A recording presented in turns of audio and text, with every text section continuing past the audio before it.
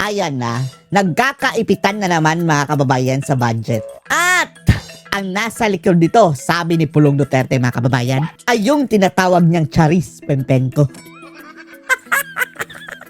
At ang nakakatawa mga kababayan, bulag-bulagan o hindi pa alam ng mga reporter kung sino si Charis. Nagtatanong sila mga kababayan kung sino daw yun si Charis. Lord, paano kayo naging reporter kung wala kayong alam na alam na ng buong bayan na ang Charis Pempenko na yan ay yung Jake Cyrus. Mukha ni Jake Cyrus sa Sandro. Parang nagba-blackmail na naman daw mga kababayan gamit ang budget. Todo deny ang mga kongresista. Pero ang hindi nila alam mga kababayan, alam na ng mga tao na mayroon silang mga pondo na ginawang for later release mga kababayan.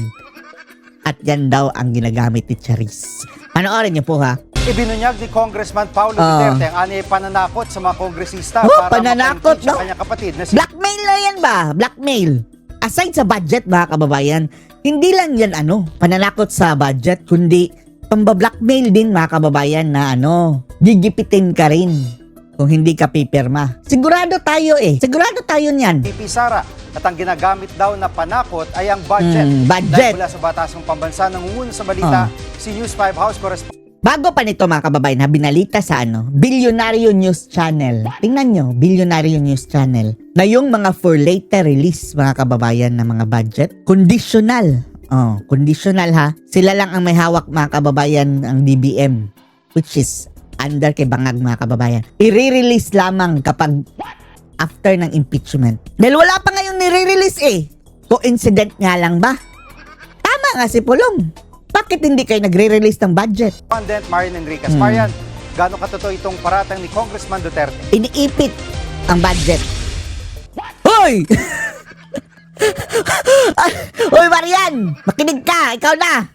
Itong si Davao City Representative Paulo Duterte, aniya may namimilit sa mga kongresista para mapa-impeach ang kanyang kapatid na si Vice President Sara Duterte. At ang namimilit na yan mga kababayan, yan sinasabing talagang papiter dyan mga kababayan. Sandro Marcos, Charis. Kasi Bon GD parang tuta lang daw yan mga kababayan, puppet. Ang talagang speakership dyan mga kababayan na nagkukumpas ay si Sandro. At ang sabi ni Guanzon, eto ang pet project ni Sandro Marcos. Ang impeachment ni VP Sara Duterte. Nagtatawag daw itong mga tauhan ng isang tinapo niyang sa pangalang si Charis. Charis! Sa mga chief of staff nga ng mga kongresista para sabihin bumoto sila pabor sa impeachment. Si Charis! Hindi raw susunod tatanggalan ng pondo sa kanilang mga distrito. At dagdag pa nga ni Congressman Pulong, madadamay dyan yung budget pati sa patubig, paaralan, tulay, kalsada. Ayuda! Tapos yun talagang for later release mga kababayan, iipitin niya nila. Iipitin niya nila. Hindi yan ilalabas ng DBM mga kababayan, Department of Budget and Management. Sige! Gawin nyo yan, bangag. Para another kaso na naman yan sa inyo. Pero, eto kasi mga kababayan, hindi nila pwedeng i-keep yan habang buhay until matapos ang 2024. Pwede lang nila lang i-delay. Yun talagang pang-blackmail nila. Yung mga unprogrammed fund mga kababayan na sobrang laki, billion-billion pa rin, and mga insertion. Dahil, conditional release yun mga kababayan Yun ang purpose ng mga animal na yan. Dahil doon sila papaldo mga kababayan. At iba pang mga proyekto, pati na para sa social services. Tao raw yung mapaparusahan sa kagustuhan ng administrasyon na tangkangan mawalan ng kalaban sa politika. At malinaw aniya na panggigipit ito at pang-hostage sa pondo ng... Hostage, hostage mga kababayan ang budget ni Charis. Punyeta yan. Dapat makulong yan habang buhay si Charis Pempenko. Alias lang ha. Hindi si Charis Pempenko talaga. Kawawa naman si Charis na singer. Si alias Charis na lang. Jiggy. Marian, sino ba yung tinutukoy na Charis ni Congressman? Jiggy naman. Sino man tinutukoy na Charis? Ano ka ba? Hindi mo kilala? Pulong at Saan ka ba nakatira? Charis lang din ba? Charmos? ano tugon dito ng mga kongresista? Natawa Kunwari hindi kilala. Jiggy, hindi pa nga makumpirma kung sino yung Charis na tinutukoy. Hindi ba kumpirma? Kami na magkumpirma si Sandro. Hindi ba kumpirma kung sino si Charis? Sino pa bang mukhang dyan? Charis? ni Congressman Pulong sa ngayon, pero tingin ni House Deputy Speaker at Bacolod Representative Albi Benitez, si presidential son at House Majority Leader Sandro Marcos yung Siya magsabi dyan ha, si Albinites mga kababayan ha, nanabasted ni Ibana. pinagtatamaan. Di umano ha. O tingnan nyo yan na Kunwari hindi alam kung sino si Charis tapos mayroon kayong footage sa Sandro Marcos. Tungkol naman doon sa umano'y paggigipit sa Pa-blind pa mga animal na reporter to. Benitez at ilan pang miyembro ng House Justice Committee. Sino ba namang aamin? Pakinggan po natin itong kanilang mga pahayag. I think it speaks for it. Siyempre, hindi ito kasali sa mga gigipitin mga kababayan dahil bumangag ito lahat eh. Bakit kayo gigipitin? Doon kayo magtanong mga kababayan doon sa mga kakampi ni Sara. Self, diba? Oh. Kapatid niya yun. Paano mag-allocate? Nasagaan na. For later release nga, di ba? Di ba mayroon kayong entry na for later release? Wala pang nire-release. Iniipit nga. Hindi naman sinasabing reallocate ng ganyan. Iniipit dahil ang budget mga kababayan, hawak ng DBM yan under Bangag Administration and under kay Marcos. Nasa sa kanila yan kung i-release ng budget o hindi. The Inipit. only way na pwede palitan yan is through Congress ulit. Huwag mo na ilihis, Benitez. Ibana alawin na reject ka ni Ibana. Ito ba mga kababayan?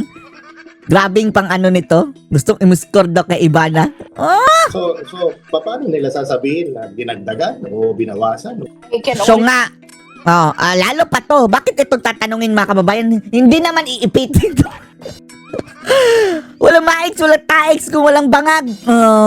Bakit naman iipitin ang kanyang budget mga kababayan? Isa nga yan sa mga main actor doon sa ang gigipit kay Sara. For myself, and I deny that. Hindi ka talaga maiipit, ungas. Bakit walang common sense itong mga media mga kababayan, no? Hindi nga kilala kung sino si Charis. Tapos bakit yan ang i-interviewin nyo? Expected na yan, hindi yan maiipit ang budget. Allegation, no? Wala po Ngiwi. tayo Ngumingiwi ang nguso mga kababayan, no? encounter, nakausap, concerning Tapos at the same time, layar ka rin. allocations related to this impeachment process. Shut up! So wala kami makinig sa boses mo, animal ka. Dito tayo. At Marian, may bagong payag ba ang kampo ni VP Sara sa naging botohan sa impeachment hearing kahapon? What do you expect? Jiggy, sinagot nga ng mga abogado ni VP Sara yung reklamong grave threats at inciting to sedition na inihain ng NBI laban nga sa bise. Kaugnay nga po yan sa pagbabanta umano ng bise sa buhay ni na Pangulong Bongbong Marcos. Nonsense mga kababayan. Hindi nga yan original na reklamo nila. Tapos, sa tingin nila mga kababayan, yan na daw ang pinakamalakas na kanilang kaso kay Sara. First Lady Liza Araneta Marcos at House Speaker Martin Romualdez. Ayon kay Attorney Paul Lawrence Lim, lumabas sa impeachment hearing kahapon yung kakulangan ng basihan sa reklamo. Curated at spliced daw yung mga ebidensyang ipinakita at guesswork o hula-hula lang yung nilabas na resulta ng investigasyon. Lalong-lalo na yung matibag. Ay, nako, matibag. Tinabla naman yan ni House Justice Committee Chairperson Jervin Luis. Ayan, Luis to na naman ang interviewin. Punyetics. Pakinggan po natin itong kanyang pahayag. Ayaw naming makinig dyan. Di nakakadiri na. Umay na tayo dito mga kababayan na kay Luis Tro. Tama na, nagsakripisyo tayo kahapon mga kababayan, makinig dyan, animal na yan. Para talaga tayong binuhusan ng mantika habang nakikinig mga kababayan kay Luis Tro. Tapos ngayon sa TV siya na naman. Punyeta. Jiggy, kasalukuyan nga kinoconsolidate ngayon yung dalawang reklamong impeachment. Sa pangbaboy, ito mga tataba, mga kababayan, no? At sa May 4, muling magpupulong yung House Justice Committee para aprubahan yung committee report kasama nga po itong bubuing Articles of Impeachment. Itatransmit ito sa plenaryo at bibigyan ng kopya yung lahat po ng mga kongresista. Bigyan nyo ha, hindi kagaya ng dati. Tapos ipabasa nyo sa kanila. Complainants at yung respondent na si VP Sara. Yan muna ang latest dito sa Kamara. Tapos naghahanda na kami kung sino ang aming iboboykot. Sir Jiggy. Bakit si Martin Romualdez? Dito tayo. Maganda din ito mga kababayan. Hindi pa ngayon sinususpend. May pinailan na pala ng complaint ng ombudsman. Dapat preventive suspension na yan. Pero wala pa Bakit? Hindi pa na-aresto mga kababayan. Yan din Bakit pinatagal? Another budol na naman ito mga kababayan. At ang nakakatawa mga kababayan, ginamit nila si Guteza And then, nagpalabas mga kababayan si Mike Defensor ng ebidensya na pinabaliktad basta mayroong nanakot kay Gutierrez sa mga kababayan na bumaliktad at gumawa ng ibang affidavit na naglilinis kay Romualdez. So kung ginamit nila yung sa Senate tapos ilalabas mga kababayan ng kampo ni Romualdez, nagbago na yan ng statement. Absuelto na si Romualdez. Ayan, huli na naman mga kababayan ang kababuyan nila. Exactly. Total, hindi naman siya Exactly pumapasok na dyan. naman. Oh. Kumukobra pala siya ng sweldo dyan. Tax ko yan dapat No. naman, pag may kaso na, preventive suspension na. Yung sinususpend nyo naman si Kiko Barsaga, meow-meow Kawawa si Barsaga mga kababayan. No? Ngayon tutuluyan daw ni Garin mga kababayan dahil tinawag siyang something dingvak siya. Mukhang ganyan mga kababayan. Alang kwenta naman yung suspension kwenta. yun freedom of speech yun Oo. So, bakit hindi nyo i-preventive suspension ngayon si Martin Romualdez? Yan ang ko na double standard itong House of Representatives. Talaga. Udas. Yan ang exact term Attorney Gwanzon. Double standard. Udas. Attorney Mama Bing, kasi di ba sinasabi Attorney Mama natin na Bing. they are congressman, they are liable with, kasuhan sa RA 3019 section E. Anti-graft. Diba? Because of what they're doing. Kasi nga, kung nakaka-damage talaga sila, hindi sila safe with their parliamentary immunity. Oo. Yung sa RA 3019 angle, Yeah. that's because of the penalty imposed. Pag more than 6 years kasi Wala na walang immunity. parliamentary immunity. Okay. So, para at least alam ng mga tao. Kasi may mga ganong technicalities. Yeah. So, ibig sabihin, attorney, kung nag-shoplifting lang siya, covered siya doon kasi with less than 6 years. Provided they are in session, yun yung mga usual Habang in defense. session siya, nag-shoplifting siya ba? Tumanggap siya ng maleta. So yun yung dinagdag namin, attorney, sa complaint, yung personal capacity. Kung basta criminal, may parliamentary immunity ba or absolutely wala na rin? Yan. Magandang Magandang kaso legal ito. question. Maganda. to. This is a learning experience, especially dun sa kumukuha ng pagkaabugas siya. Yes. Galing-galing Ngayon. nito, tandaan natin ito. At itong mga kasong ito, bantayan natin kung anong resulta nito. Diba? So, maganda talaga to, no, na maraming salamat din sa HOR kasi alam mo, marami rin ang namumulat at natututo even ng ordinaryong Pilipino sa kung ano talaga yung naayon sa batas na tama, hindi yung batas-batasan lang dyan na, alam mo yung peke or gawa-gawa, diba, Mama Bing? Kaya, they're in for a good fight because Attorney Manscarpio, I think, will not let this go.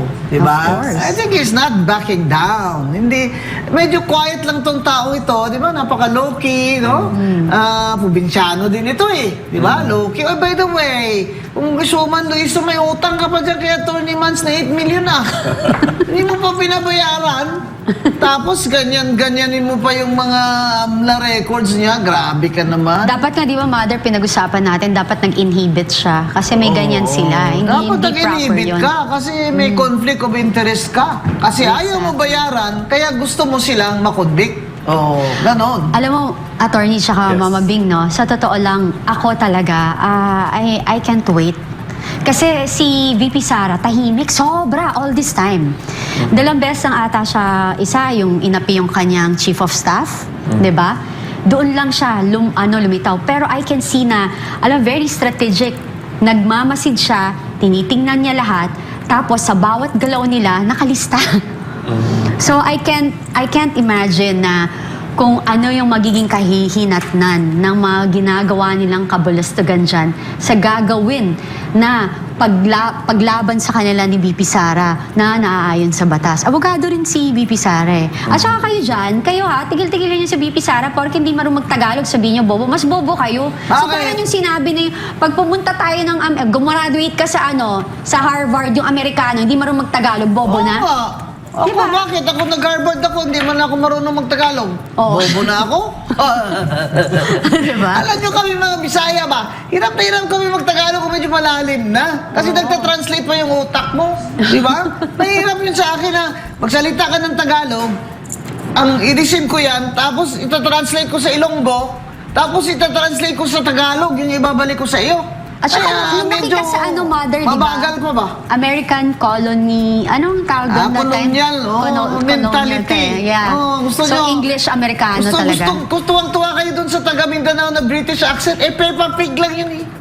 Nanonood lang yun ng Peppa Pig. Di ba? The ants in France stay mainly on the plants. Di ba? British din yan ah. Oo nga. Grabe kayo. Grabe kayo. Masyadong minamata nyo kami mga Bisaya. Alam mo, ayaw ko sa mga tao, ang mata-mata ng mga Bisaya na parang sabihin, no, Bisaya yan, Baduy yan. Go! Eto na nga, sabi nga ni Kong Luis Ro, Mama Bing, na ang reklamo raw ni Atty. Mans Carpio ay layuning pigilan ng ebidensya sa impeachment ni VP Sara Duterte. Ano sa tingin niyo dyan? Ikaw as a lawyer, again, binabalik ko sa sa'yo. So yung case namin, again, it's just to implement the penal provisions kasi they disclose something that is prohibited to be disclosed, which carries a penal provision for it. So, hindi yun because para hindi mapakita yung evidence or what. It's simply, gusto ni Atty. Mans mapanagot yung nag-violate ng Anti-Money Laundering Act. Yeah, at saka it's for everyone. Yes. Everyone's benefit. Again, parang if you don't feel safe anymore, like wala ka ng privacy na pag nag-iipon ka or like meron ka mga dokumento na dapat ay mapoproteksyonan in behalf kasi yun ang kagustuhan mo, tapos nilalabag nila ang batas, hindi lang kung sa kanya kayang gawin, lalo na sa atin. Ganun lang. Yun ang tingin ko po. Anong tingin nyo, Mama Bing? Bakit ba siya may interest na pigilan yan? Sa totoo lang, sinabi na nga ni Vipa Sara, iakyat na nila. Doon na kami magtotoo sa Senado. That's exactly what she said, which is correct. Bakit pa ako magpapasakit ng ulo dyan? Alam ko naman na hindi kayo fair. Di iakyat nyo na. Doon na tayo magtutuos. Kasi doon, mayroon akong right to cross-examine. Mayroon akong right na magbigay din ng aking mga testigo. Kaya, walang interest yan si Atty. Carpio or VP Sara na pigilan yung ebidensya sa kanya. Kasi lahat naman na extraneous na evidence doon na hindi admissible, pwede naman objectan doon sa Senado. Hindi ba, attorney? Yes. Kasi rules of court doon eh. Di ba? Yung masaya dyan, sinabi na ni SP Soto na parang iakyat na nila, kaya maghanda na tayo, nag-aaral na nga ako eh. Alam mo, SP, alam mo si SP Soto, in fairness na, he's trying also very hard to appear impartial. Pero, tinatamaan siya dun sa first impeachment complaint kasi, na nag-contradict siya sa Supreme Court. decision ng Supreme Court. Pero, tapos na naman yun eh. Pero tingnan mo yung itsura ni SP Soto. Iba na, no? Dating gwapo-gwapo niya na yun, pagod na, Pagod ng tito nyo, tito Sen nyo. Totoo. Tapos i-impeachment nyo pa, ang Vice President, bigyan nyo pa ng maraming trabaho. Yan sabi niya, in 2 years, kailangan bilisan namin ito kasi ang dami-daming trabaho. Kung ako lang, interview him eh. Sabi niya, kung ako lang personal ko lang ito, ayoko na sana nito eh. Kasi ang dami-daming problema eh. Pero kung iakyat nila sa amin, Senado, wala akong magagawa. I have to do my duty. Kaya, tama naman po si SP Soto. Sana po ang impartiality ng Senate ay lagi niyang ipagtatanggol. Kaya, Attorney Arlene Abayon, we have to end this with your parting words. Yan, message. So, ang masasabi ko lang, first, thank you for inviting me, attorney. Miss Cathy. Ang ingat-ingat mo, natatakot ka. So, baka lang nagtataka yung mga viewers ko kasi usually I'm free-flowing sa salita sa social media ko. May vlogger din ito eh. Opo. Pero currently po kasi I was engaged already by Attorney Mans Carpio. Therefore, I am covered by the CFIRA rules. Fiduciary. Professional capacity talaga. So I cannot just state my own personal opinion Yes. directly because I'm speaking on behalf of the legal team of Attorney Mans Carpio. Yeah. So yun lang. Baka lang nagtataka yung mga kasimor ko dyan. Hello po. Ngayon dito sa Kwan, ngayon ang frente naman nila rito ay nagtayo sila ng Kwan, kumuha sila ng isang opisina, nagtayo ang CPP ng rehistrado yun, legal yun, yung Dumaguete Times Pero ang nung magsimula yun, ang araw-araw na napipicture doon, headline yung mga pag-aabuso sa mga sakada, no? Ng mga asyendero. Yes, ng mga asindero, no? Advocating na yung mga yung lahat ng mga issue, no, yung the sufferings of the sakada, no, yung mga pang-aabuso sa kanila, no. And Pero- we are talking about the time that it was already, kung ngayon mo bibilangin, 50 years ago, right? Yes. Kasi Yung ka, Eric, 1970s ito, yan. ang masama doon, yung Dumaguete Times, merong isang team yon ng mga NPA, karamihan mga bagong recruit at karamihan Manila. wala pa rin karanasan. Ang leader niyan, ang team leader niyan ay hindi Ilonggo, taga Tarlac, no? Sino? Yung si Apolinario Gatmaitan, si Boy Gat kung tawagin. Si Boy Gatmaitan ay hindi taga Negros. Hindi! Kaya nga yan ang ginamit nilang pangalan. Yeah, I know Apolinario that Boy Gatmaitan command. Gatmaitan Command, ano? Kapampangan yan. Kapampangan. Oh, ngayon ko na nalaman. Alam mo, hindi ko makakalimutan yan, ka Eric, kasi meron akong recruit na kasama dyan. At yung recruit ko na yon ay taga Negros, Ilonggo, bla. Oh, Ilonggogid. Pero Si na-recruit mo Damian sa Santoyo. US Tobacco? The name was Damian Santoyo. Taga Santa Barbara. Yes, at naalala ko, isa dyan sa mga napatay kung di ako nagkakamali o nahuli, dyan sa iyang bakbakan na yan sa Negros, nabasa ko. Parang isa sa mga estudyante, ang apelyido ng bata ay Santoyo. Santoyo. Baka Malamang apo niya baka to. apo na yan ni Damian. Pero si Damian Santoyo was student na recruit mo o sa manggagawa? Hindi, manggagawa yan sa US Tobacco. Yes, US okay. Tobacco, manggagawa At yan. ang Santoyo ay taga Santa Barbara. Oh, Sa Iloilo. ano talaga siya? Talagang local siya. Kaya siya isinama no? Ni-recruit at ano yan? Ang nangyari niyan, nagbakbakan may mga namatay Kasama na ron si Boygat, yung Patay na sa ng Napatay. 70s pa napatay na to si Boy. napatay na yun, napatay na yun. Si Damian Santoyo was captured, Peter, pasensya ka na ha. Babalikan natin yan sa kung kaya bukas, another 30 minutes for that, at pati yung political situation kasi mag-wrap up tayo at ang ating production team sa Bigwas ng Agila ay mag-wrap up na rin ng kanilang team, no? So, ang binabanggit namin ni Ka Peter, the issues, the tactics, the cover story, at yung pattern kung paano nare-recruit mula sa front organizations, sa schools, factories, urban areas, papuntang maging NPA, storyline ng researcher, journalist, pare-pareho po. Paulit-ulit. Hanggang ngayon, 50 years, na ulit-ulit lang, sabi ni Ka Peter. At napakaganda ng talakayan na to dahil ang aming pag-uusap ni Ka Peter ay hindi po third-party relayed information. Direct personal experience namin po ang aming pinaguhugutan ng aming talakayan at ng aming sharing sa gabing ito or sa araw na ito ng ating programang Bigwas ng Agila.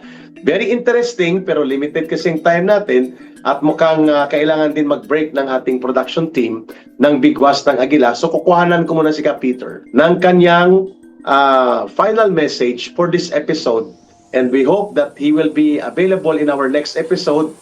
Maybe the next day, i-coordinate na lang namin ang schedule sa kanya. Ka Peter, tungkol doon sa main issue natin, na ang sabi mo kanina, ang isa sa dahilan kung bakit hindi ito nananalo dahil hindi tanggap ng mga Pilipino sa kultura, tradisyon at ating kaisipan ang komunismo. At dahil dyan, kailangan mag-cover ang CPP, NPA, NDF ng mga pangalan na Gabriela, Karapatan, ng mga pangalan ng anak bayan, etc.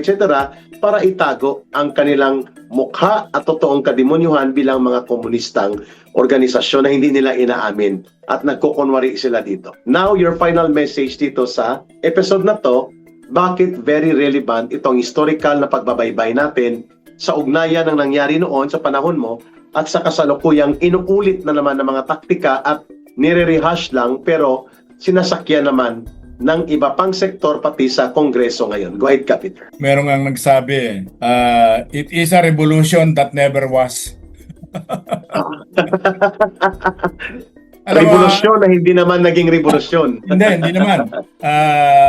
Alam mo ka, Eric, sa pagbabalik ka lang, ang akin sanang imumungkahi, alam mo, I would like to pursue yung issue ng one. Itong mga rectification movement nila. Especially ngayon, itong third rectification movement. Sapagkat yung mga nare-recruit na yan ay mga kabataan, mga nag-iisip yan, mga nag-aaral yan, dapat maintindihan nila na itong ginagawa ngayon ng partido ay nasa konteksto to ng third rectification movement. At kung ano ba to, dapat maunawaan nila. Bahagi ito ng malaking Ang binabanggit ni Ka Peter po, hindi ito nagkataon. Ito ay sinadya, ito ay pinoprograma, at ito ay deliberate na pinagpaplano kung bakit tuloy-tuloy sila sa pag-recover sa schools at universities sapagkat sabi niya, muli nilang gustong ibalik ang People's Democratic Revolution na maging attractive na alternatibo bilang yakapin ng kabataan para sila ay maging armado mula sa simpleng pagiging aktivista. Nais ni Peter yan talakayin at gusto ko rin yan para mabigyan ng kaliwanagan ng kabataan. Yung nangyari recently ka Eric din sa Negros. Sa Negros. Ganyan ang nangyari sa Mindoro. Huwag mo kalilimutan. Tama. Naunang Mindoro. Nauna lang, parehong-pareho. At may mangyayari pa. Yan. At may Pero, mangyayari. mabalik ka pa sa next episode.